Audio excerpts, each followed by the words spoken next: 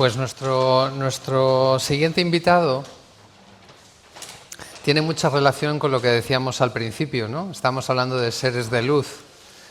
Pues justo es la suerte que tenemos ahora de contar con una de esas personas que decíamos que es un ser de luz, ¿no? Quería presentaros a Luis Pablo García Coronado. Luis Pablo es supervisor del servicio de fisioterapia del Hospital de la Paz, pero también es el propietario de un pequeño local, se llama Root Café, en la calle de la Luna. También es el director general de una empresa que se llama 3 Metros Deporte, pero además es Ironman, Ultraman, pero sobre todo, como a él le gusta que se le presente, que es lo que es como meditador. Pues, por favor, quería un fuerte aplauso para Luis Pablo García Coronado. Me voy a sentar a tu lado a ver si se me pega algo.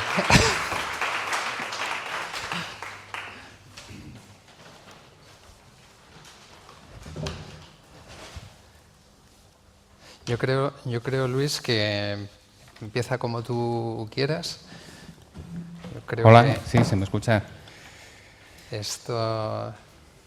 Bueno, David, total libertad. Lo primero, muchas gracias por invitarme. Enhorabuena por tu valentía, porque invitar una charla así a un personaje como yo a un sitio como este es de ser muy valiente. Nos hemos reunido un par de veces y la idea de David era, bueno, ¿y de qué vas a hablar? Y bueno, ya veremos, ¿no? No, pero bueno, cuéntame un poquito de qué vas a hablar. Bueno, ya veremos ahí sobre la marcha. Yo creo que si se preparan las cosas pierde la naturalidad, entonces aquí estamos. Él me dijo, bueno, pero por lo menos cuenta tus primeras experiencias, porque él sabe un poquito de mi vida, cuenta tus primeras experiencias con la meditación. Si es verdad, David tiene razón en todo lo que ha dicho de mí, falta que soy padre de 3 hijos, que es otra pieza fundamental. Entonces yo me defino como meditador y alrededor de la meditación pues he construido un estilo de vida en el que sigo trabajando. Tengo mi trabajo por la mañana, tengo un par de negocios y tengo una vida familiar, pero sí es verdad que yo mi núcleo de vida lo considero la meditación. Para llegar aquí ha sido un camino bastante largo, tampoco muy largo, empecé en el año 2006, 2007, por ahí.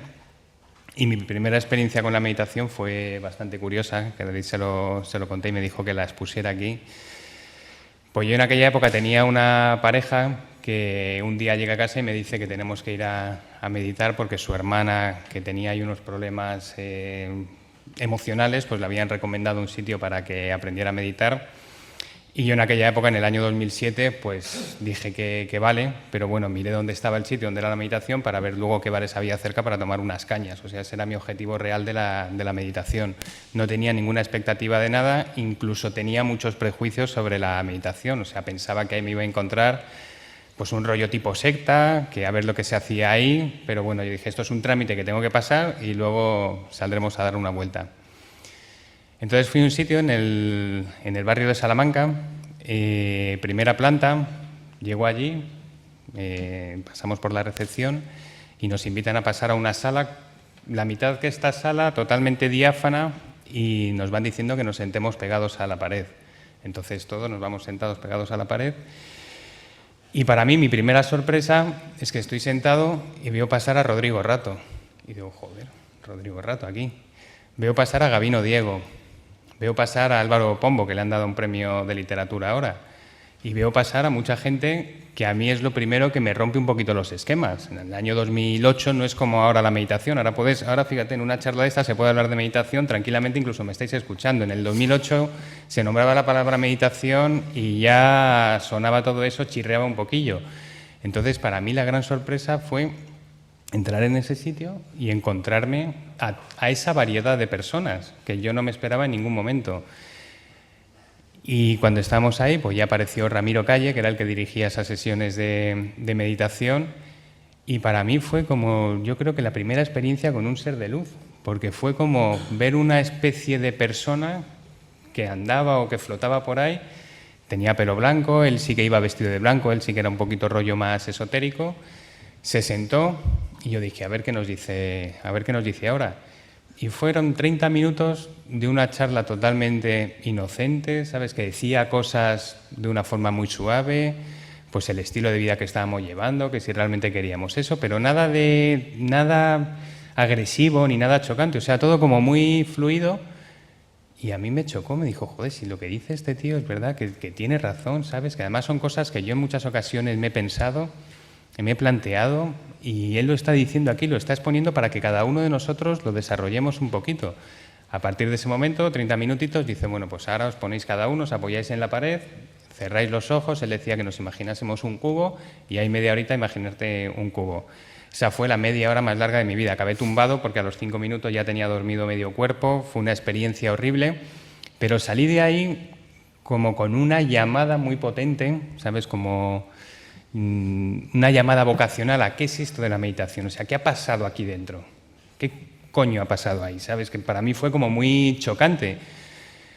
Y a partir de ahí empecé a mirar, a investigar, a leer mucho, En aquella época no había tanta lectura como hay ahora, eran cosas muy dispersas, pero veía que todo te relacionaba, que todo te llevaba, una cosa te llevaba a la otra, y yo cada vez intentaba trabajar más mi práctica de la meditación, intentaba hacerlo a diario, intentaba sentarme, había épocas en las que conseguía hacerlo, había épocas, a lo mejor meses, en las que se me olvidaba, pero yo lo tenía apuntado, que tenía que meditar, y así fue pasando el tiempo, y fue introduciendo un poquito la meditación en mi vida, hasta que quise ver si podía aplicar todo ese trabajo que tenía yo alrededor de la meditación, si podía empezar a aplicarlo en mi vida, en mi día a día.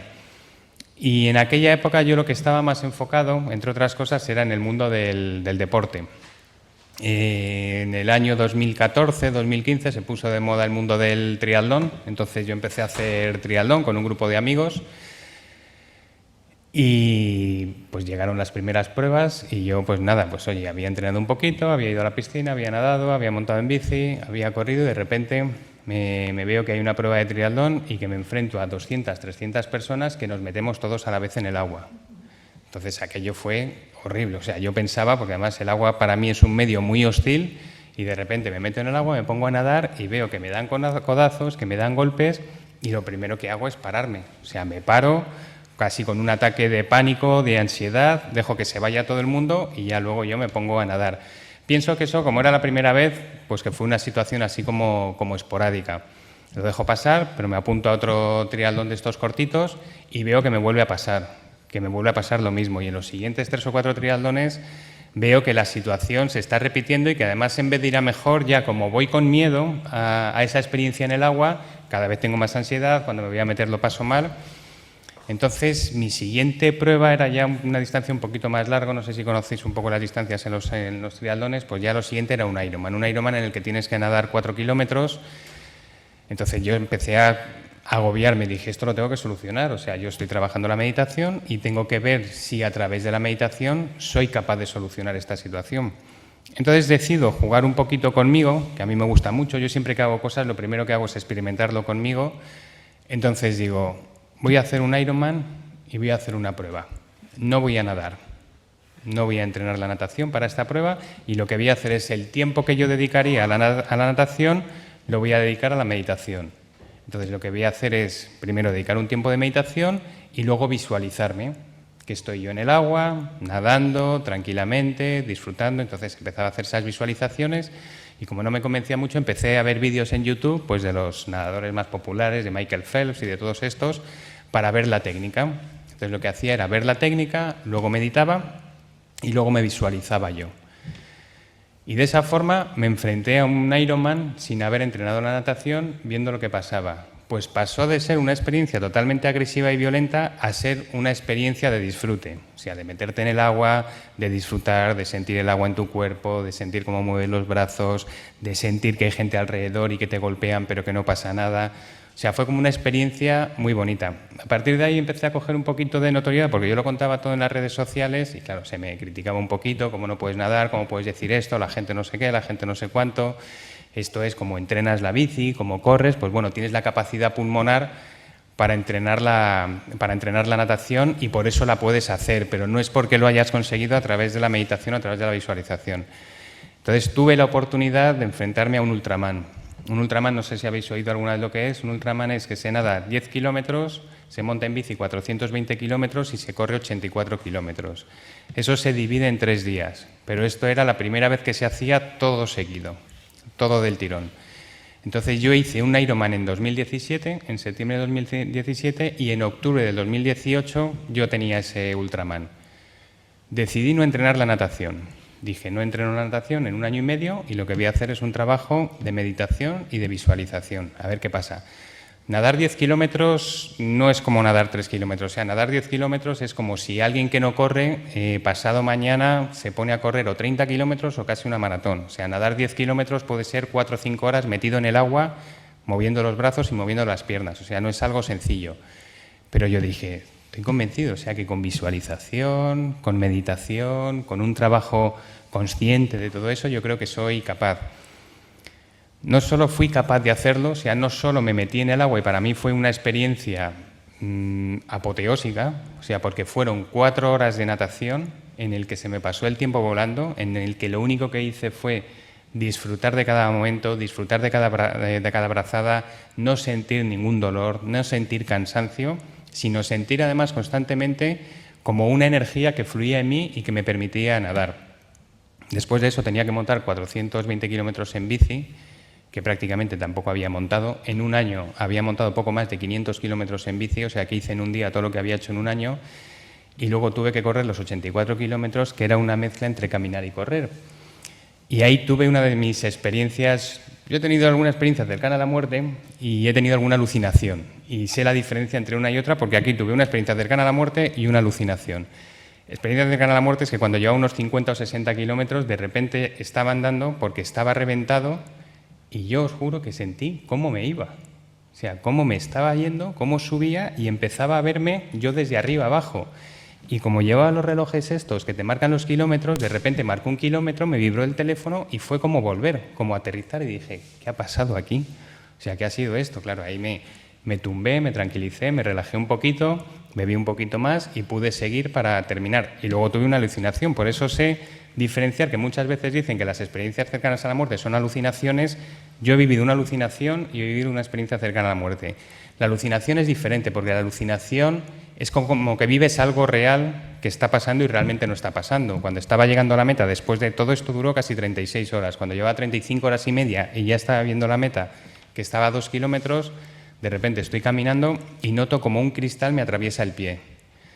Yo me retuerzo del dolor, me tiro al suelo, me estaban acompañando y me dicen, ¿qué te pasa? Y yo, que me acabo de clavar un cristal en el pie, que me ha atravesado el pie. Claro, se me quedan mirando y yo me miro el pie y no veo nada. Y digo, me duele un montón, no sé cuánto, me quito la zapatilla. O sea, yo pensaba que me había atravesado el pie y me quito la zapatilla para ver el cristal. Me dice, Luis, no tienes nada. Y yo, que sí, que me ha atravesado. Me quito el calcetín y claro, la sensación, cuando tú te quitas el calcetín y no ves nada y piensas que te has atravesado el pie con un cristal, ahí es cuando sientes una alucinación realmente. Entonces, eso es la diferencia entre una experiencia cercana a la muerte y una alucinación. A partir de ahí conseguí terminar 36 horas que puedo considerar que fue un 80% de trabajo de meditación, un 20% de trabajo de entrenamiento. Entonces, la meditación, que sí es importante, pues para mí es importante y a partir de ese momento lo que he seguido es desarrollando un proyecto de meditación para ver de qué forma se puede implantar en la vida. O sea, la meditación al final, yo hice un retiro y me acuerdo que hablé con una persona hace 3 o 4 años y me dice, bueno, ¿tú a qué has venido aquí? En un retiro budista, he hecho retiros de todos los tipos. Y yo le contaba, pues nada, pues oye, aquí a estar tranquilo, no sé cuánto, a relajarme. Y le digo, ¿y tú a qué has venido? Y me mira así como extraño y me dice, a buscar la iluminación. O sea, ese es un poco el fin de la meditación, o sea, de una vida espiritual al final es encontrar esa iluminación, que es un poquito lo que vosotros estáis ofreciendo. Yo he visto poco de lo que estáis haciendo vosotros, he visto la última charla, pero sí he visto un poquito la web y es fantástico el trabajo que estáis haciendo con el sol, un trabajo muy importante. Yo creo que el sol ahora mismo y todo lo que tiene que ver con la fotoiluminación, ahora mismo estamos en una fotoinhibición, o sea, lo que estamos, el ser humano, lo que está sintiendo es un poquito rechazo de la relación que tenemos que tener con el sol. Lo que decía el compañero con el CO2, está pasando prácticamente lo mismo con el sol, o sea, la importancia que tiene el sol en nosotros y cómo durante muchos años nos han estado vendiendo y nos han estado contando otra historia, y lo que tenemos que empezar a recuperar es otra vez ese contacto con el sol, porque el camino hacia la luz, como se llama esta charla, tiene que ser un camino que vaya de fuera adentro, de dentro a fuera y de interconexión entre todos. Entonces, el camino de fuera adentro es volver a tomar la relación que tenemos que tener con el sol. Hace muchos años la tuberculosis se trataba con baños de sol hasta que se inventó la penicilina. Nosotros somos seres que tenemos que estar en contacto con el sol, venimos del sol, nuestro origen es el sol, y ahora lo que tenemos es una batalla y una lucha con el sol. O sea, ahora mismo los niños bajan a jugar al parque y tenemos que ponerle crema protectora o tienen que salir con gorra, cuando se van de campamento a la casa de campo una mañana tienen que ir con gorra, y todo esto, nosotros que todavía somos de una generación en la que hemos jugado en la calle y que nos ha dado el sol y que tenemos un poquito menos de respeto al sol, no lo vamos a sufrir tanto como ellos, pero ellos están en un momento en el que no tienen prácticamente contacto con el sol. España es un país donde 300 días al año hace sol y que el 80-90% de la población tiene carencia de vitamina D. Carencia de vitamina D que se fabrica gracias al sol y gracias al colesterol. Y ahora mismo la batalla es no sol y no colesterol. Entonces, estamos viviendo un momento en el que esto no significa que cuando haya sol nos pongamos 4 horas a tomar el sol porque nos quemamos, pero esto es volver a reeducarnos otra vez y volver a mejorar la relación que tenemos con el sol. ¿Yo sigo hablando? ¿Quieres decir? Sí, tranquilamente, sí. Luego hacemos una ronda de, aprovechando que estás aquí, aprovechamos ronda de preguntas, si te parece, pero sí, está siendo interesantísimo. Vamos. Sí, bueno. Yo cuando he visto todo esto de la contaminación me ha venido a la cabeza lo de los principios herméticos de cómo es dentro es fuera. O sea, todo lo que pasa fuera, toda la contaminación que hay fuera son cosas que estamos viviendo también nosotros por dentro. Entonces, si vosotros trabajáis la fotocatálisis a través de un catalizador, o sea, la meditación desde luego que es el catalizador. La meditación al final es el camino hacia la espiritualidad y esa espiritualidad nos tiene que llevar a la iluminación, pero la espiritualidad y la meditación no es llenarse el cuerpo de tatuajes, no es dejarse rastas, no es montar un santuario en ninguna casa. O sea, la meditación y la espiritualidad se nos está diciendo desde hace mucho tiempo que es un estilo de vida.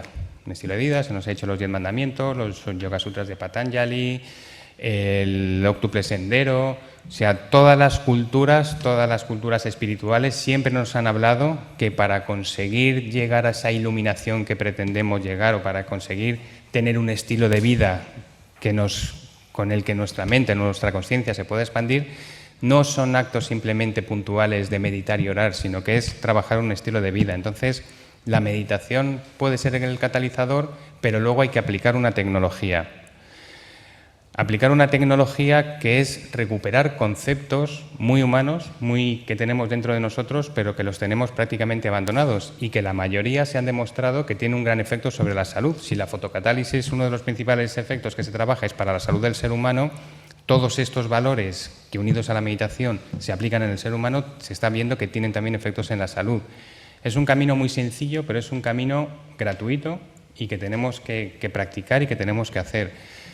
El primero es la gratitud.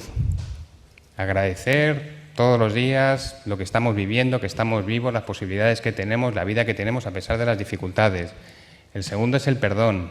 El tercero es la compasión. Ese es el inicio de todo. O sea, esa es la tecnología inicial que nos va a llevar a la gran iluminación.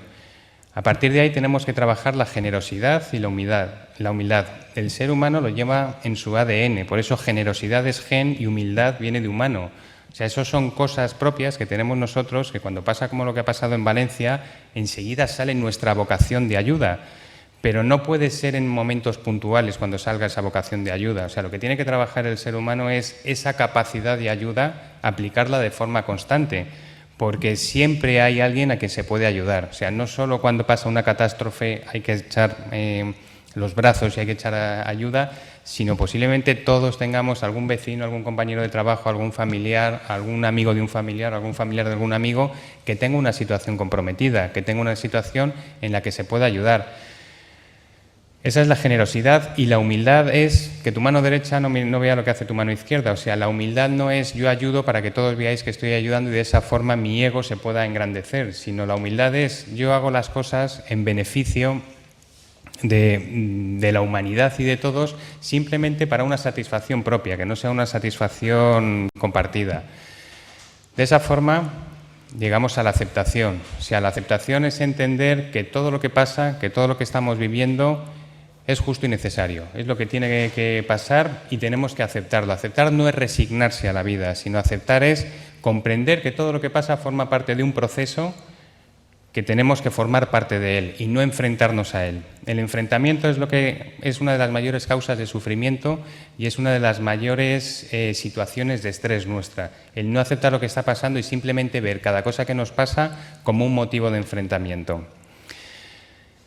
Cuando nosotros trabajamos esas partes, gratitud, perdón, compasión, generosidad, humildad, aceptación, es cuando podemos empezar a aplicar la fe.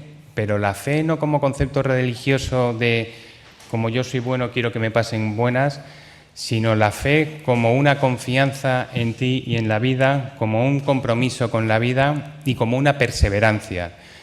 Para nosotros aplicar toda esta tecnología no es de forma pasiva ni es de forma gratuita. O sea, para nosotros aplicar toda esta tecnología que estamos hablando es un proceso en el que le tenemos que dedicar tiempo. Es salir de la mente concreta, que la mente concreta es la que trabajamos las actividades del día a día, levantarnos, ducharnos, preparar el desayuno, ir a trabajar, las tareas del trabajo, los niños, todo eso, y desarrollar tiempo a cada uno de nosotros. Tenemos que desarrollar tiempo a mirar un poquito en nuestro interior y ver qué es lo que está pasando con nosotros.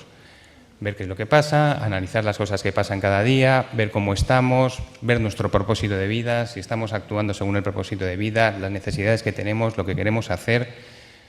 Y de esa forma trabajamos el compromiso que tenemos con nosotros. Nosotros no hemos venido a esta vida ni para trabajar, ni para tener una familia, ni para conseguir mucho dinero y muchas cosas. Nosotros hemos venido a esta vida para desarrollarnos cada uno como persona y nos estamos perdiendo un poquito en la experiencia en vez de dedicar tiempo a nosotros. Entonces, es la obligación y el compromiso que tenemos que tener, dedicar tiempo cada uno a nosotros. Cuando llegas a este camino ya puedes empezar a trabajar un poquito la atención, la contemplación, el tiempo de silencio, porque ya vives todo de una forma un poquito más tranquila, más suave, más sosegado, y de esa forma ya empiezas a alcanzar unos estados un poquito más elevados, lo que se puede llamar luego el samadhi, el éxtasis, incluso las experiencias místicas. O sea, las experiencias místicas, toda aquella persona que ha tenido una experiencia mística han sido experiencias sanas. Entonces, todas estas experiencias, esas personas místicas han sido personas sanas porque han trabajado todos estos conceptos. Ahora mismo está demostrado a nivel sanitario, gracias a los trabajos que se están haciendo con la plasticidad cerebral y con todo a nivel endocrino y todo eso, que la gratitud, el perdón, la compasión, la generosidad, humildad, tiene un beneficio no solo en nosotros, sino un beneficio en todos los demás y un beneficio tanto en la salud nuestra como en la de los demás. Y esta iluminación o este estado de éxtasis, al final, igual que la fotocatálisis, también es capaz de llenar espacios. Posiblemente vosotros hayáis vivido experiencia en la que entráis en una habitación y sentís una energía u otra, sentís cómo estás, si está cargado el ambiente, si entras en un sitio te quita energía, te carga energía. Al final, cuando tú vives la vida con una experiencia en la que no te enfrentas a las cosas, sino que ves en cada cosa que hay, en cada momento que tienes una oportunidad, te estás cargando de energía y tienes esa capacidad de enriquecerte a ti, de enriquecer a los demás. O sea, todo es contagioso. Lo que tú estás viviendo lo proyectas. La forma en la que tú vibras lo estás proyectando al resto. Entonces, hay que aprovechar esa oportunidad. De las muchas meditaciones que hay una que se llama la meditación trascendental, que esta lleva practicándose desde hace muchos años, en 1970, Maharishi la creó. Y esta asociación en Estados Unidos tiene mucha potencia. El director de cine David Lynch tiene una fundación, Oprah Winfrey también tiene una especie de fundación y se trabaja mucho. Y esta asociación lo que hace es que una vez al año hace una concentración. Hace una concentración y durante 3 días 10.000, 15.000 personas están haciendo meditación en un sitio del mundo. Entonces, hace unos años se hizo en Washington y pidieron a la policía si podían ver los datos de violencia o de detenciones que había durante los días que se estaba haciendo esa meditación. Y vieron que durante los 3 días en el que se practicaba, 15.000 personas practicando la meditación trascendental, disminuyó las detenciones y disminuyó la violencia en esas ciudades. Se hizo lo mismo en Bombay con temas de violaciones y violencia de género y también disminuyó. Entonces, tenemos que trabajar cada uno de nosotros y no devaluar la capacidad que tiene cada uno de nosotros, la capacidad que tiene nuestra mente, la capacidad que tiene el trabajar el interior de cada uno, y que eso tenga un impacto absolutamente en todo lo que nos rodea. Yo creo que el camino hacia la luz es que esos 32 billones de células que tenemos cada uno, que al final están generando un impulso eléctrico, genere luz y que toda esa luz salga de dentro hacia afuera y que conecte con el resto, que la luz que hay de fuera también seamos capaces de absorberla y que luego que entendamos que todos estamos unidos por la luz. O sea, que si cada uno de nosotros hacemos un fotograma de este instante, absolutamente cada cosita que hay aquí te recrea la historia de la humanidad y todo, absolutamente todo, está unido en algún momento con el contacto con el Sol. Entonces, a día de hoy estamos todavía unidos todos por el Sol y tenemos ese denominador común que es el Sol y tenemos que trabajarlo y tenemos que defenderlo. Estoy alucinando por varias razones. Primero porque él no estaba aquí en la charla al principio y él no sabía qué discurso iba a dar yo, ¿vale? Pero es que estás cerrando el círculo porque justamente todo eso está absolutamente conectado. Bueno, ellos están de testigos, quiero decir. A ver, yo creo que es un buen momento, has dicho muchísimas cosas en muy poco tiempo y no sé si alguno quiere aprovechar a hacer alguna pregunta o alguna inquietud que tenga. Si no, yo tengo tropecientas mil, pues, pero sí que os invito a que aprovechéis este momento, que es un momento completamente distendido y que efectivamente no tiene nada que ver con la parte técnica que estábamos viendo y mucho que ver con el contexto en el que nos estamos moviendo. Así que si alguno quiere hacer alguna pregunta que le inquiete, duda. Habría que ver todas esas cosas que estáis haciendo a nivel de salud, ¿no? En hospitales. Ya sabéis que hay mucho trabajo también hecho con monjas que rezan para plantas directamente. Se hizo un estudio en Inglaterra con monjas que no conocían a los pacientes y había una planta en la que no se rezó por esos pacientes y otra planta que sí se rezó por esos pacientes. Eran pacientes coronarios, operados todos del corazón. No hay que esperar grandes resultados, pero sí se vio que por aquellos pacientes, aquella planta que las monjas habían rezado, la recuperación fue mejor, que es un poco lo que la fotocatálisis también hace, ¿no? De momento se está viendo que tiene que es un factor en el que mejoran ciertas cosas. Pues oye, a lo mejor se puede unir un trabajo en este caso era oración, pero quizá unir un trabajo de meditación con fotocatálisis, a ver qué pasa, ¿no? Pues sería interesantísimo, desde luego podemos montar un grupo de trabajo sin ningún problema, vamos. Bueno, una de las cuestiones que yo quería poner sobre la mesa, porque claro, como digo, has puesto muchas cosas, ¿no? Al final es, oye, pues si quieres que las cosas cambien, indudablemente el primero que tienes que cambiar eres tú, ¿no? Y encontrándote un poco contigo mismo y trabajando ese interior, ¿no? Y como dices, lo típico es que, bueno, hay mucha gente, no, es que yo no sé, ¿no? Bueno, hay ahora mismo muchísimos mecanismos para experimentar y, por supuesto, bueno, pues es una elección, ¿no? No es obligatorio ni muchísimo menos. ¿Tú crees que la meditación debería ser una asignatura obligatoria en los colegios y en los institutos y en las universidades? Sí, lo que no sé es por qué no es una asignatura obligatoria. El Dalai Lama lo dice, que si todos los niños del mundo meditaran, en 2 generaciones se acababa la violencia en el mundo.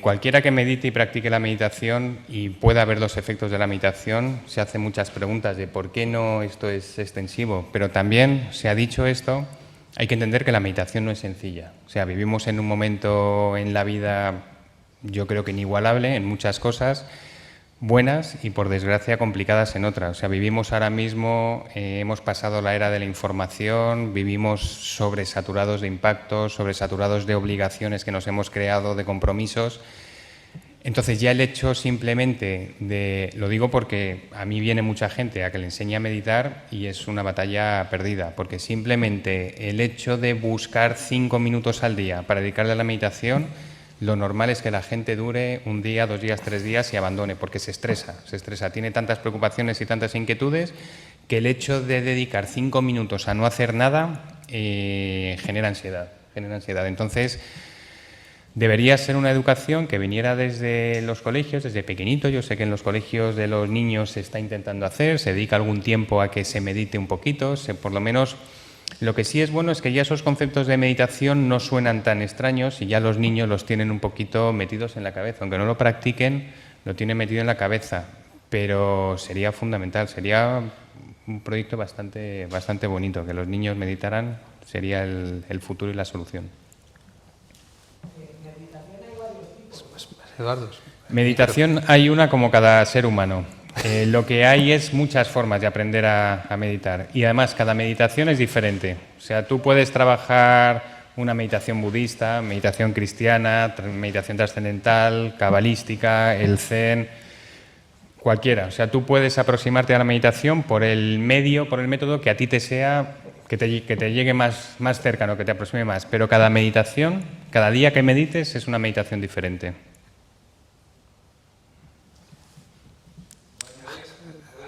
Voy a explorar un poco. Como yo lo veo, la meditación quizás tenga que ver en una buena parte con la madurez de las personas. Es decir, en la medida en la que vamos madurando, probablemente vayamos desarrollando esa capacidad. Entonces, me gustaría saber que desarrollaras un poco más este tema de los niños o de los jóvenes.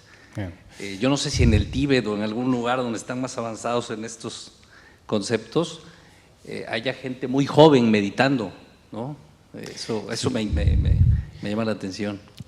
Mira, la meditación no tiene que ver con la madurez, lo que pasa es que la meditación no llega a la madurez por los problemas que tenemos. Normalmente la gente acude a la meditación para solucionar un problema, pero la meditación tiene mucho que ver con la plasticidad cerebral y los que tienen el cerebro más plástico son los niños.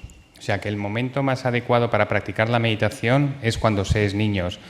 Pero sí es verdad que los niños tienen una capacidad, por tener el cerebro plástico, en el que absorben las cosas mucho mejor que los adultos. ¿Qué pasa? Que los niños, mientras tienen esa plasticidad cerebral, están recibiendo impactos que luego, según el cerebro se va estructurando, son cicatrices que quedan ahí, que son esos pequeños traumas infantiles que luego se tienen que sanar. Y la mejor forma de sanarlos es otra vez volviendo a la plasticidad cerebral. ¿Qué nos pasa a nosotros? Que vivimos una vida de adultos con traumas que sufrimos desde la infancia, que sufrimos desde pequeños. Normalmente los traumas con los que convivimos toda la vida es la falta de amor y el abandono, y la sensación de abandono. Y eso a través de la meditación se recupera la plasticidad cerebral y te das cuenta de que todo eso que te has creado y que te has construido no es una realidad, porque hay muchas veces que la sensación de abandono surge pues porque tus padres no les has visto, porque han estado trabajando 14 horas al día y no les has visto, pero hay otras veces que esa sensación de abandono sí aparece porque pierdes a tu madre en el supermercado. En 2 minutos te despistas, se ha perdido tu madre y ya a partir de ahí se crea una herida. Con esto lo que te quiero decir es que la meditación no es un producto de la madurez, sino que la meditación debería ser una prolongación de la infancia. Debería ser empezar lo antes posible con la meditación, mantenerlo en el tiempo y de esa forma que el trauma nunca se instale en el cerebro, sino que sea capaz de amoldarse. La meditación no cura los traumas, sino lo que crea son otros canales diferentes en el cerebro para afrontar las cosas. Gracias. ¿Te ha ayudado? Sí. Gracias.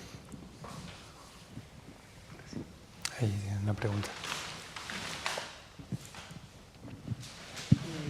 Bueno, más que pregunta es por compartir un punto de vista que tengo yo sobre el significado de la palabra meditación, visto así etimológicamente.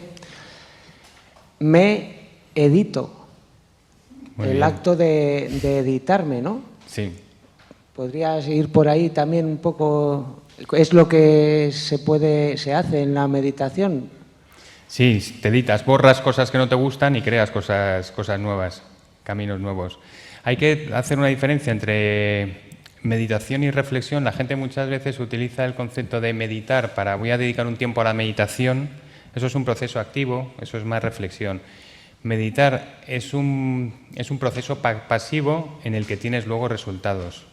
La meditación no tienes que pensar en solucionar un problema, sino que la meditación a través de la calma te tiene que venir la solución al problema. Pero me ha gustado eso de meditar. Gracias. Gracias.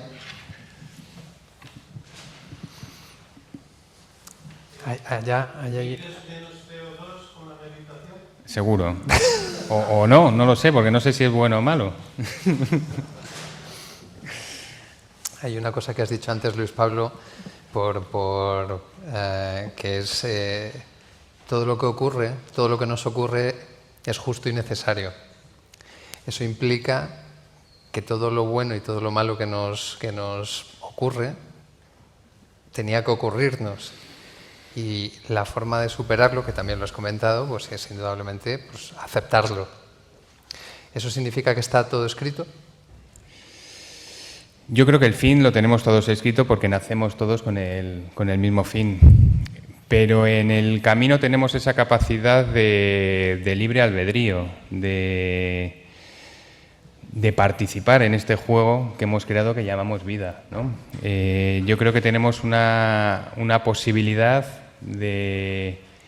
y además es una posibilidad mucho mayor de lo que nosotros nos creemos. O sea, hemos construido una vida que hemos comprado y que hemos aceptado, pero que está muy acotada, que nosotros nos consideramos libres porque hacemos ciertas cosas, pero realmente vivimos en una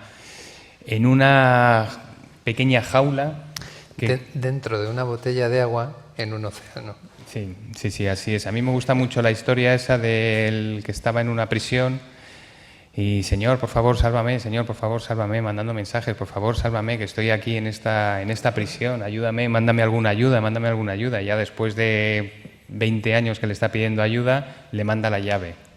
Entonces él lo que coge es colgar la llave y se pasa lo que queda de vida venerando la llave. Al final eso es lo que nos pasa, o sea, vivimos en una cárcel en la que en el fondo estamos cómodos, porque además nos da miedo salir. Oye, que estoy aquí me dan de comer, aquí viajo, de vez en cuando me permito un capricho, de vez en cuando no sé cuánto. Mejor aquí no voy a abrir la puerta a ver lo que me encuentro fuera. Nos da muchas veces miedo el cambio, o como digo muchas veces, esta es mi mierda, déjame que esta lo conozco, no me saques de aquí. Para terminar, creo que sé lo que vas a decir, pero ¿algún libro que recomiendes? Que no necesariamente, bueno, te dejo algún libro que recomiendes a la gente que le pueda interesar este tipo de Bueno, yo el primero reflexiones. que recomiendo es el juego interior del tenis. Ese lo recomiendo siempre porque es un libro de los 80 que no tiene mucho que ver con la meditación, pero que habla de conceptos muy básicos y tampoco habla solo de tenis, o sea, incluso habla de alimentación, es un libro de coaching empresarial.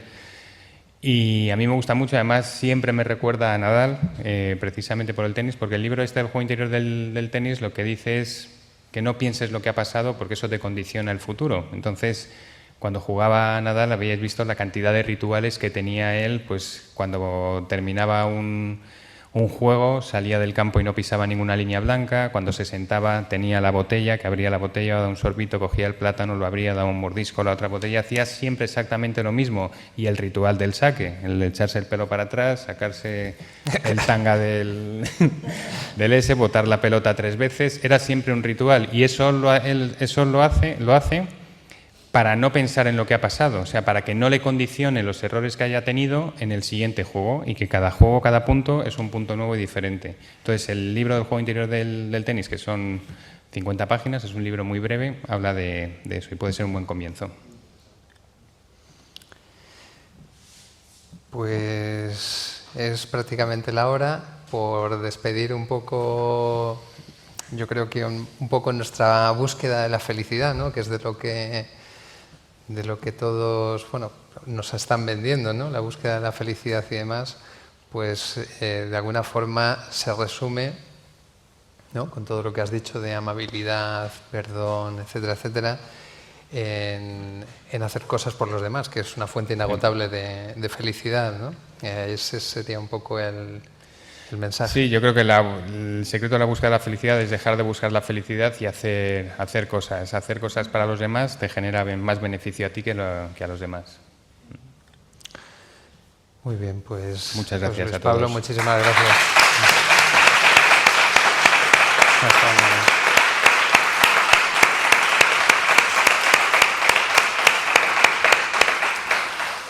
Pues nada, damos por clausurada esta jornada y nos emplazamos mañana a las 9:30 a seguir con el Congreso. Así que muy buenas noches y hasta mañana.